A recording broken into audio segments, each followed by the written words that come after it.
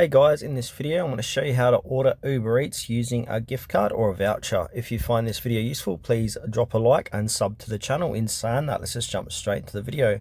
Alright, for this demonstration I'm obviously going to open up Uber Eats and I'm going to make an order here. So I'm going to skip this.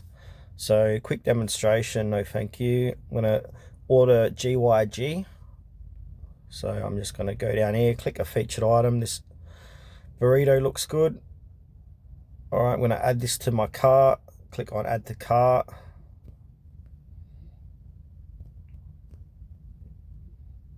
Alright, click on view cart. And now from here, I'm going to click on go to checkout. Click on no thank you. And now from here, you're on the checkout section. So scroll all the way down. And where it says total, just under that, click onto this little arrow here. And now from here, you can see I've got my MasterCard in there, but you can add a voucher code, a gift card code. So go ahead and click on add voucher code. Now put in your voucher code here.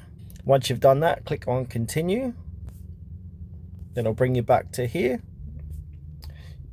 Sorry, you meant to go to add payment method and then click on Uber gift card. So this is where you add your gift card in. So this is where you add your enter gift code.